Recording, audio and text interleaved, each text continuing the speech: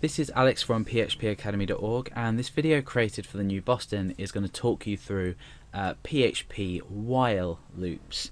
Now, why do we use loops in the first place as programmers? Now, we may need to repeat a certain amount of actions a specified amount of times, and in a couple of these videos I'm going to be talking about while loops and then do while loops, and then we're going to go on to for loops as well. So what do we mean by a loop? A loop, let me just show you the syntax first of all, is for a while loop anyway, is while a certain condition is true. So we're sort of, you know, if you understand if statements, you should really understand this. We're saying while something is true, do something in here. So for example, at the moment I'm going to say echo hello, and I'm going to break down a line. So while a certain condition is true, now if I was to just pop a 1 in here, it would be a pretty bad idea, because 1 is always going to be true, as we've discussed in previous videos.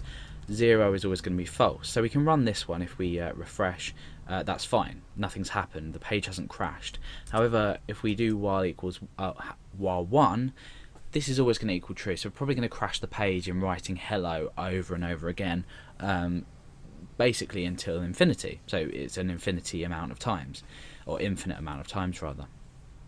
However, if we create a statement in here that allows at some point for it to evaluate to false, but while we want it to evaluates to true, we can sensibly echo this an amount of times. So let's say I want to echo hello 10 times. I can create a counter up here, and I'm going to start that at 1. Now what I want to do is I want this loop to echo, or I want this loop to execute, so run this block of code until 1 equals 10. So we're echoing once, twice, 3, 4, 5, all the way up to 10 times, and then once this counter equals 10, we stop the loop, therefore breaking this block of code here, and we continue to the rest of our code down here. So if this doesn't make sense, follow along my example, and hopefully it will do soon. So we'll get rid of the condition first of all, and what I want to do is I want to say counter plus plus. Remember, this is incrementing this value each time. So now we've, for the first time probably, you may have found a use for incrementing. Obviously we can do counter equals counter plus 1, but for shorthand, counter plus plus. Now the condition will be when counter is or while counter is smaller than or equal to 10. So what we want to do is say while counter is smaller than or equal to 10. Okay, and this is basically saying if counter equals 1, run the loop.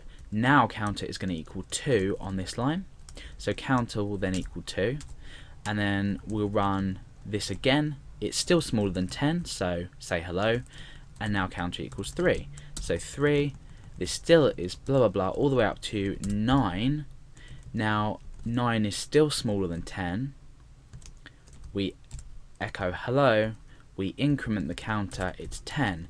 Now counter equals 10, so we run this, this will equal 11. So 11, now this condition is now rendered false. It evaluates to false, so we're not going to execute this code in here.